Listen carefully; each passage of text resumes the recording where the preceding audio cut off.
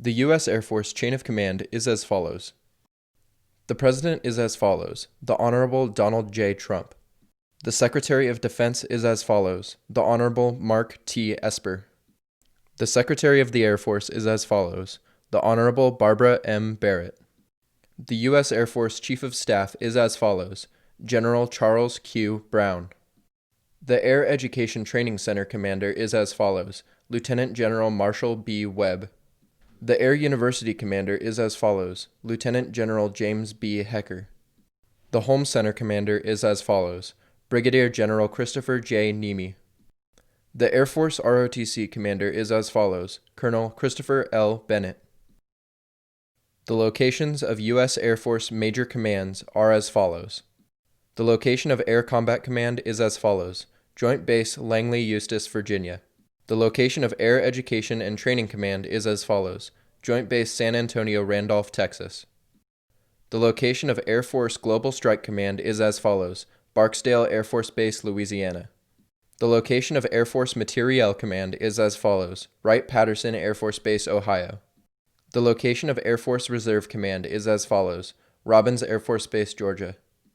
The location of Air Force Special Operations Command is as follows. Hurlburt Field, Florida.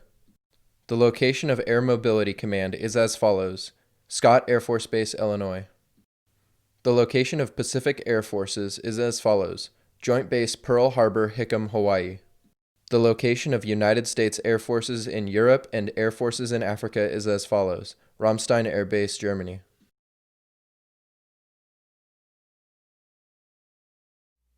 The Air Force mission is as follows. To fly, fight, and win in air, space, and cyberspace.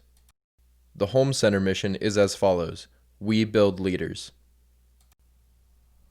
The Air Force ROTC mission is as follows. Developing leaders of character for tomorrow's Air Force. The AFROTC field training mission is as follows. Train and evaluate cadets in Air Force institutional competencies, preparing them for the professional officer course. The Space Force mission is as follows. The United States Space Force is a military service that organizes, trains, and equips space forces in order to protect U.S. and allied interests in space and to provide space capabilities to the joint force. United States Space Force responsibilities will include developing military space professionals, acquiring military space systems, maturing the military doctrine for space power, and organizing space forces to present to our combatant commands.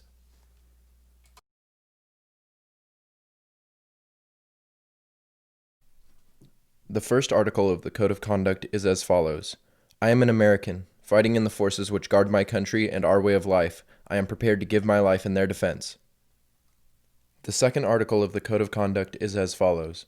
I will never surrender of my own free will. If in command, I will never surrender the members of my command while they still have the means to resist. The third article of the Code of Conduct is as follows. If I am captured, I will continue to resist by all means available. I will make every effort to escape and aid others to escape. I will accept neither parole nor special favors from the enemy. The fourth article of the Code of Conduct is as follows. If I become a prisoner of war, I will keep faith with my fellow prisoners. I will give no information nor take part in any action which might be harmful to my comrades. If I am senior, I will take command. If not, I will obey the lawful orders of those appointed over me and back them up in every way.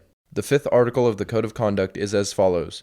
One question. Should I become a prisoner of war, I am required to give name, rank, service number, and date of birth. I will evade answering further questions to the utmost of my ability. I will make no oral or written statements disloyal to my country and its allies or harmful to their cause. The sixth article of the Code of Conduct is as follows.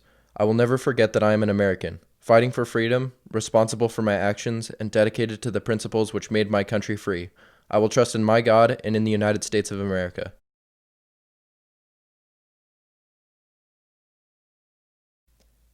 The quote by President Thomas Jefferson is as follows.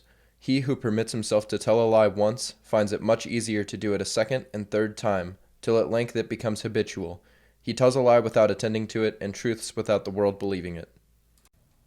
The quote by General Charles A. Gabriel is as follows.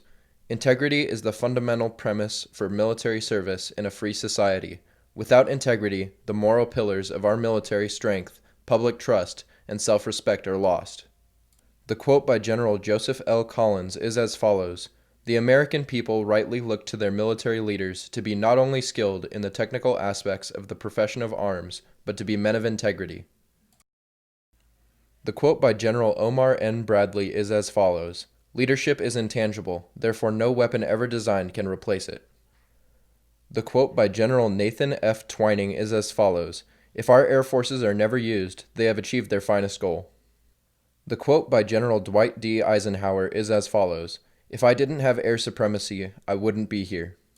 The quote by General Ulysses S. Grant is as follows: "In every battle there comes a time when both sides consider themselves beaten, then he who continues the attack wins."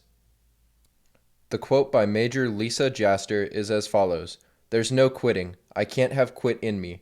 There was never an option to stop and quit." The quote by General George C. Marshall is as follows: "There is no limit to the good you can do if you don't care who gets the credit."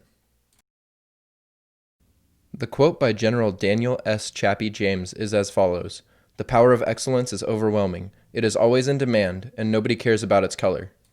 The quote by Brigadier General Jeannie M. Leavitt is as follows: "Gender, race, religion, none of that matters. What matters is how you perform." The quote by Alfred Thayer Mann is as follows: "War, once declared, must be waged offensively, aggressively. The enemy must not be fended off, but smitten down. You may then spare him every exaction, relinquish every gain, but till then he must be struck incessantly and remorselessly." The quote by Italian Air Marshal Giulio Duet is as follows: "Victory smiles upon those who anticipate the changes in the character of war, not upon those who wait to adapt themselves after the changes occur." The quote by John Stuart Mill is as follows: "War is an ugly thing, but not the ugliest of things. The decayed and degraded state of moral and patriotic feeling, which thinks that nothing is worth war, is much worse. The person who has nothing for which he is willing to fight, nothing which is more important than his own personal safety, is a miserable creature, and has no chance of being free unless made and kept so by the exertions of better men than himself." The quote by Father Dennis E. O'Brien is as follows: "It is the soldier, not the reporter, who has given us the freedom of the press. It is the soldier, not the poet, who has given us the freedom of speech. It is the soldier, not the campus organizer, who has given us the freedom to demonstrate. It is the soldier who salutes the flag, who serves beneath the flag, and whose coffin is draped by the flag, who allows the protester to burn the flag." The quote by Chief Master Sergeant of the Air Force Khalith Wright is as follows: "Leadership is willing to do what you ask others to do." The quote by General Norman Schwarzkopf is as follows: "The more you sweat in peace, the less you bleed in war." The Airman's Creed is as follows: "I am an American Airman. I am a warrior. I have answered my nation's call. I am an American Airman. My mission is to fly, fight, and win. I am faithful to a proud heritage, a tradition of honor, and a legacy of valor. I am an American Airman, guardian of freedom and justice, my nation's sword and shield, its sentry and avenger. I defend my country with my life. I am an American Airman, wingman, leader, warrior. I will never leave an airman behind. I will never falter, and I will not fail."